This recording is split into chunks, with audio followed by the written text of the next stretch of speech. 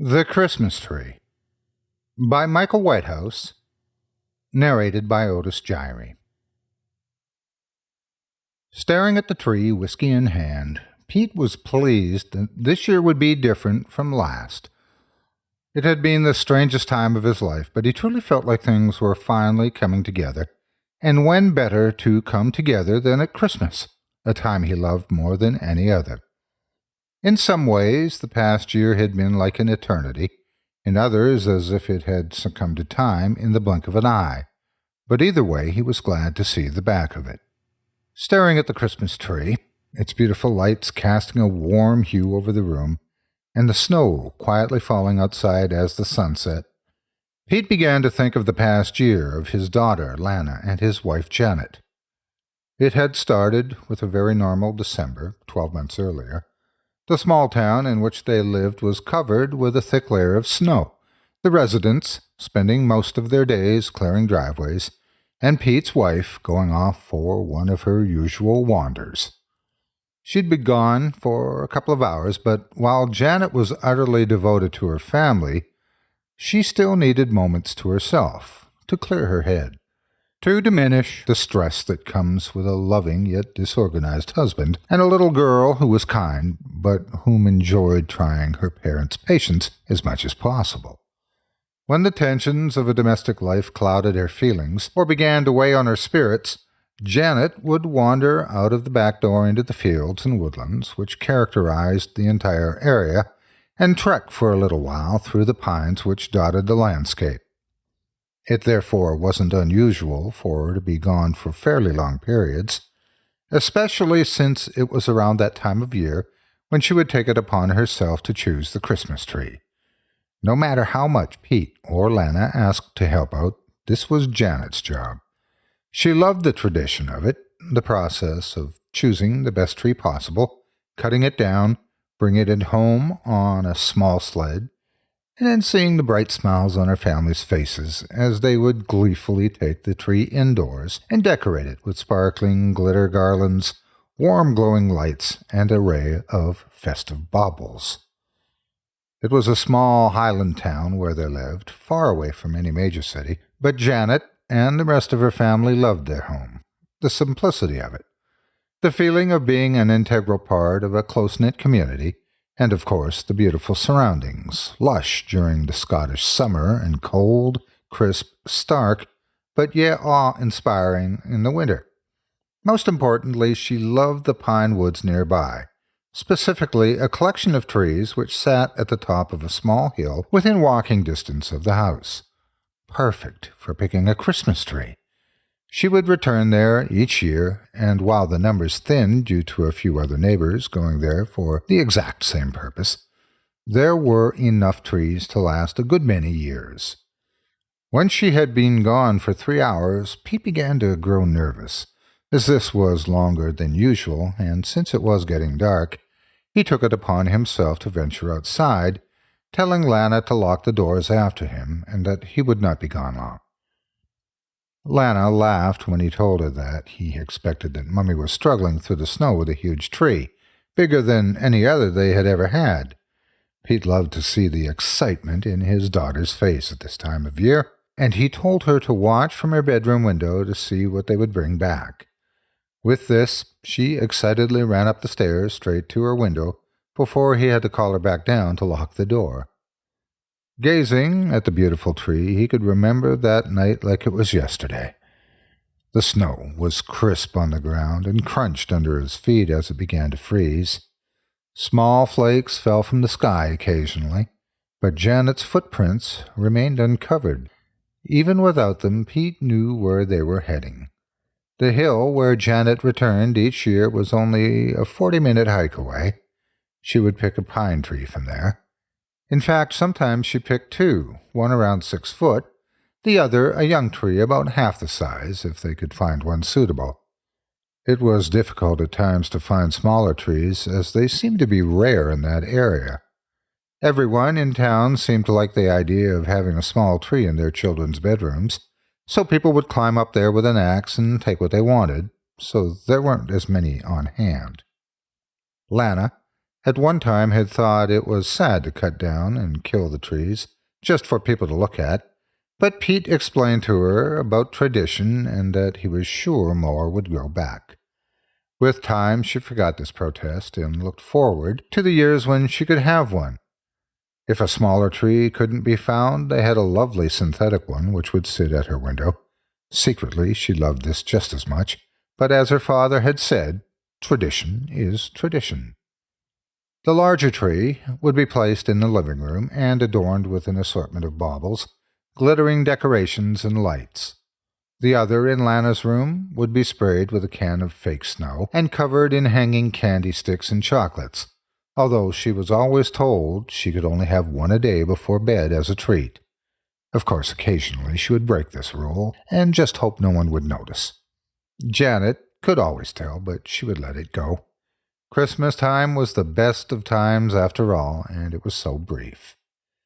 As Pete approached the hill, he knew something was wrong. He felt it in his bones. As he climbed, the snow began to fall in greater volume, and the sky dimmed with it. Standing at the humble summit, a stillness spread. Silence, interrupted momentarily by the almost audible patter of snowflakes floating gently to the ground. He followed the footprints now with purpose, knowing that if the snowfall increased, that it would be nearly impossible to find Janice. Twilight fell, covering everything in a dark blue wisp of color, as the frost began to nip at his now rosy cheeks. The footprints bobbed and weaved their way through the huge pines, finally stopping next to a wonderfully thick and vibrant tree, one which was perfectly suited for their purposes. The perfect size, almost 7 foot tall, a deep, life-filled green, and a thick abundance of branches and pines, which made it almost impossible to visually penetrate its cover in such a light. But yet, Janet was nowhere to be seen, and as far as Pete could tell, there were no other tracks in the snow leading away in any direction. She had most certainly been here, but where had she gone? This was both puzzling and worrying. It seemed impossible, but there they were, Janet's last 2 footprints engraved in the ground, but the snow all around, virgin, undisturbed, and lacking all signs of life. It was as if she had just vanished into the night. Looking at the base of the tree, Pete ran his fingers over a deep gash in its trunk. There was no doubt about it, Janet had taken a few swipes at it with her axe. Then, for some unknown reason, she had left, or perhaps moved on to a tree she felt was more suitable. Surely not, though. This tree was perfect. That must have been it, though. She must have moved on. Perhaps there was some random, freakish flurry of snow which covered her tracks. Yes, that must have been it. But Pete knew this was wishful thinking. He had lived there for years, and in all that time, he had never seen such a thing. Then he saw it. Several meters away, lying in the snow, was Janet's axe. He rushed over to the object, falling once as the snow deepened. Rising to his feet, it was now unmistakable. Yes, it was partially covered in snow, but it was still Janet's axe, all right. It lay there, much like the footprints, isolated, but with the absence of any human imprints.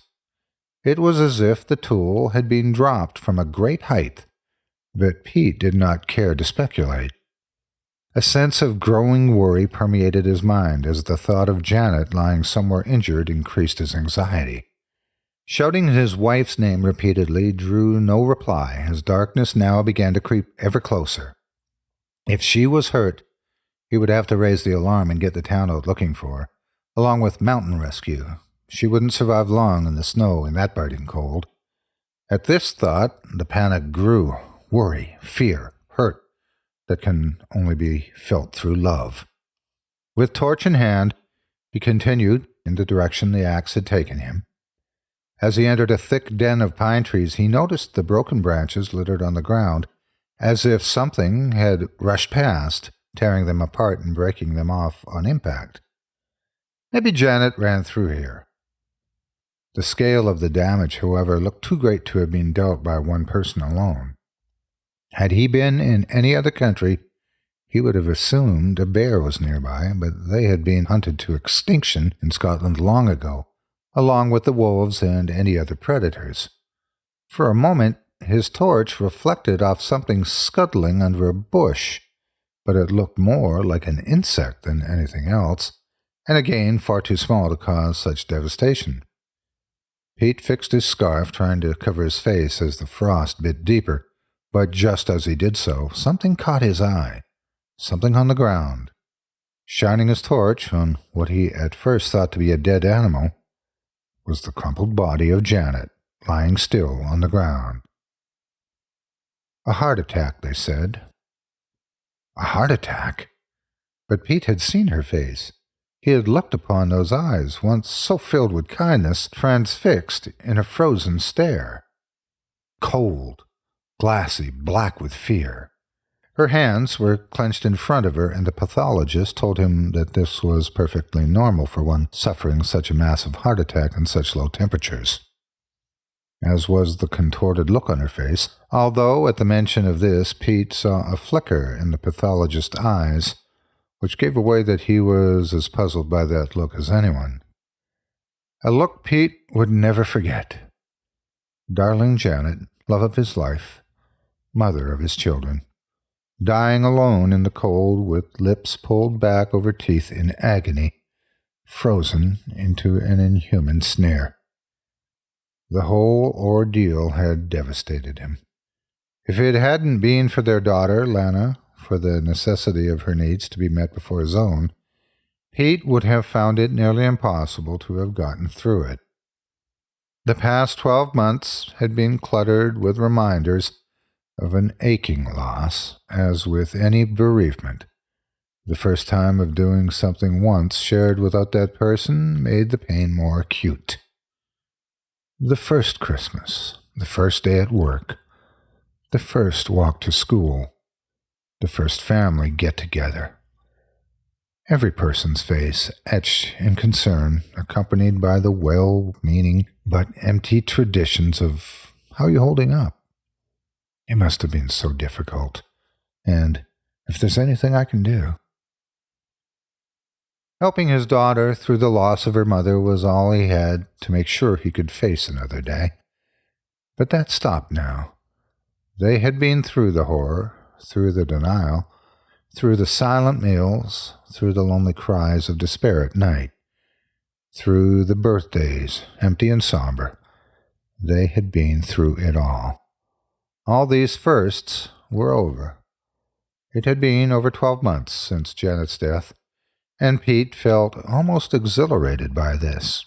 He still missed her every day. The pain would never truly leave him, but the feeling of accomplishment, of strength, something which he thought had deserted him, that he had endured, filled him for the first time with thoughts of the future, thoughts of life that does indeed go on, even when our dearest have gone before us.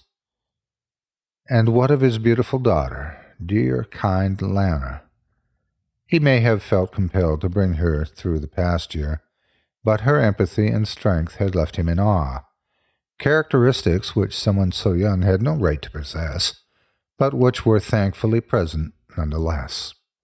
When she had cried, he had been there, and on more than one occasion, when he lay sobbing, staring at that empty void of space in his double bed at night, Lana would waken and climb in beside him, and they would both cry together until they fell asleep. She was his rock, and by God, she was going to have the best Christmas she'd ever had. Pete had made a number of arrangements. He had spent a fortune on every gift imaginable. He had filled the house with every food and treat that she enjoyed, and both Janet's parents and his own were flying in for Christmas dinner to be with their brave, sweet little granddaughter. He'd also organized for Lana's friends to have a sleepover on Boxing Day, which she had pleaded for, but Pete always knew he would give in eventually. She never asked for much, but this year, this Christmas, she would have more than she could imagine. The house was perfect, but there was one thing left to do. One thing that Pete had dreamt of since the night he found Janet's body. She had chosen that tree. It was going to be sitting in their living room, adorned with all manner of decorations. That was its purpose, its very reason for being. Janet never finished cutting the damn thing down. It was, in many ways, her dying act, and Pete was going to make sure that it was fulfilled. On the anniversary of her death, he wandered through the snow, winding his way through the pines, until he stood at the foot of that ominous little hill. The sun shone brightly, and it wasn't as cold as it had been the night Janet died, but each footstep was accompanied by a sickness in the pit of Pete's stomach. Each stride a morbid reminder of the previous year and that terrible heartbreak in the snow. Marching to its peak, he first walked to and observed the scene of Janet's untimely death. Standing there where her body had laid, Pete wiped the tears from his eyes and placed a small Santa figurine on the ground, burying it in the snow. It had always been hung from the branches of each yearly tree and was her favorite decoration. It seemed only right that it be with her. After another few minutes of trudging, there it was. It was still standing, that damn tree. As if ravenous for revenge, Pete pulled Janet's axe from his backpack and charged at the pine. He battered and chopped at the cut which Janet had made the previous year, making it deeper with every slice, with every pound of pressure he could muster. The tree groaned and creaked as if in pain, but Pete did not care. This tree was the final reminder of Janet's death. Whatever had happened that night, it happened because of that tree. As crazy as it seemed, it all made sense for the moment, and then clarity was clouded by mundane reality. She had simply died of natural causes. With the roar of cracked wood breaking under its own weight, the tree swooned and collapsed to the ground in defeat. Tying a rope around its trunk and then using string to fold its branches inward, Pete dragged that memory, that cold-hearted pillar of nature's brutality, through the snow, over grass and gravel, and finally to his back door. He was victorious. With little thought for carpet or furniture, he dragged it up to the stairs into the house and placed it in front of the window in the living room, wedging it upright into an old wooden stump they had used as a stand every year. Breathless and covered in sweat, he stood back, looking at the tree, standing tall over all it surveyed. "You picked a good one, love, you picked a good one." He held back the tears and waited for Lana to return home from her friends. Pete put up an old Christmas film on the television as they both decorated the tree together, singing, laughing, and being a family. There were moments, fleeting glances, when they caught one another's stare, a glance which showed pain buried deep down inside, one which said, "I miss her too." But it was Christmas, and the moments of grief passed, buffered by longer, carrying periods of happiness. Contentment caressed smiles from ear to ear, and festive spirit once more filled that home, which had for too long been host to loss and anguish. As night began to fall, after Lana went to bed, earlier than usual because the excitement had worn her out, Pete decided to reward himself for the day's efforts. The lights were dimmed, and after pouring himself a large whiskey, he sat on the living room couch and stared at the tree. Draped in tinsel garlands and adorned with bright white Christmas lights, it really was a sight to behold, the best tree they had ever had. "Here's to you, gorgeous," Pete said, lifting his drink to the sky in a symbolic gesture. Staring at the Christmas tree, its beautiful lights casting a warm hue over the room, and the snow quietly falling outside of the sunset, Pete began to think of the past year, of his daughter Lana and his wife Janet. Time passed slowly as he thought of all things gone, how they had led to this moment through pain and suffering, but now hopefully onwards to the future, and one filled with at least the briefest possibility of joy. The glow from the tree reflected off the window, but it penetrated far enough to illuminate the now thick blur of snow falling to the ground silently outside. The room remained dark, but the lights bathed everything subtly in a warm Yuletide radiance, which, when accompanied by the orange lambency of a fire, only served to cultivate the anticipation for Christmas even more so. For the first time in a year, Pete was happy. Something bothered him, though. There was a slight apprehension or annoyance at the back of his mind, something which was spoiling the display. Sipping at his whiskey, casting a glance at the entire room, he finally saw what the problem was. 2 of the Christmas tree lights were occasionally flickering. Not constantly, but enough to be noticeable and, more importantly, aggravating. Downing the rest of his drink, Pete rose to his feet, now feeling the aches in his muscles from the effort exerted while dragging that thing all the way home from the hill. Walking over to the tree, the lights were indeed flickering, but there was something unusual about them. They seemed deeper than the rest, as if coming from around the trunk rather than resting on the branches. Again, Pete was struck by how dark the interior of the tree was, that even in the presence of many lights placed upon it, he could not peer or adequately see between the branches. Even the 2 lights, which sat deeper behind the pines, did not seem to eliminate their surroundings in any way. The empty glass slipped from his fingers, smashing on the floor. The lights were fine. They were not flickering at all. But the occasional blinking of 2 eyes amongst the branches had been enough to catch his attention. He froze to the spot, and it was as if the room grew somehow darker. Something stirred between the pines, between the knotted wood and the scratched, porous surface. Something lived there. A feeling of utter paralysis now took hold, his feet firmly glued to the ground as the 2 eyes slowly pushed forward. Creaking and cracking, a face revealed itself from between the pine-covered branches, as if seeping out from its innermost visceral point. Mold-covered, ancient, its features twisted in rage. Fear began to course through Pete's veins. His heart beat faster and faster as the face moved closer. Its eyes, devoid of pupils, now swamped in a maddening yellow, and from below, the protrusion of 2 thin, moss-covered legs arching out from between the branches. With a creak and snap, it straightened itself, now standing in all of its terrible glory in front of the tree. It was now pitch black outside, and it would have been clear to Pete that this animal, this creature, was of a nocturnal nature, but in its stare he found himself helpless. His heart skipped.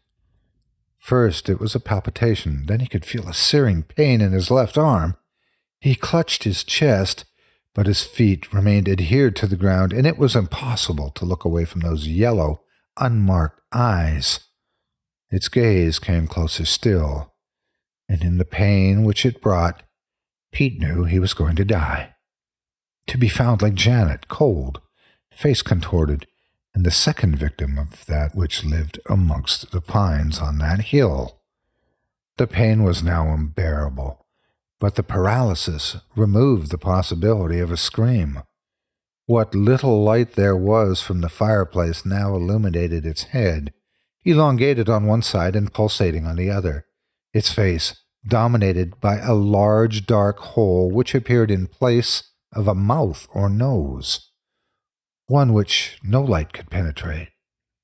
As its boil-ridden head stooped to meet his own, and the hole in its face almost touched his mouth, an involuntary sneer pulled Pete's lips up to reveal his teeth, as his face contorted into an entirely unnatural position. Then that one word, a word so powerful, so pure that even the most evil of intentions could be dispelled by it. "Daddy!" With the snap of wood, the gargoyle-like creature turned its wide yellow gaze to Lana, standing at the bottom of the stairs in her pajamas. Her scream echoed out into the night. Arms outstretched, Its odd, numbered fingers moved with a stutter as its moss-covered legs groaned, carrying it forward in a peculiar, unbalanced motion towards her. Now Lana was paralyzed by its stare, and with each step closer, her face contorted more fiercely, and the pain in her chest brought her to the point of unconsciousness. As intense as its ancient gaze was, it was focused. So focused that it did notice Pete clawing his way across the floor towards the kitchen. The wooden creature's unsure movements made it appear more like a puppet than a thing of autonomous purpose, and as it reached Lana, it cupped her face in its uneven hands and stared wide-eyed and pupilless into her face. Tears streamed down her cheek. The sound of feet running filled the air, and as it twisted to investigate, a loud crack was heard as Pete ran onto the couch, jumping high into the air, bringing Janet's axe down deep into its spine. No blood ran or gushed, but a plague of unfamiliar insect-like critters poured out of the wound. Instead of a howl of pain, the creature emitted a crescendo of strange squeals and clicks before throwing Pete to the ground and smashing through the back door. Lana's father gave chase, but it was impossible, as the wooden creature moved at an unimaginable pace, gliding on the ground with each stride, leaving no footprints in the snow. After a visit to the nearest hospital, both Lana and her father were given a clean bill of health, but they never returned to that house, filled with memories of the good times, the happy times, of a mother, a wife, a kind soul, of birthdays and weddings, and, of course, of Christmas time. Pete didn't know what that creature was, whether it was alive or dead, or something else entirely inconceivable to the human mind, but he made a solemn promise to himself from that moment on. Never again would he cut down a tree, decorate it, and take enjoyment in its appearance as it died, because no matter how pretty they are, no matter how much warmth they may give, no matter how much they may make people think of Christmas, you just don't know what may be living inside.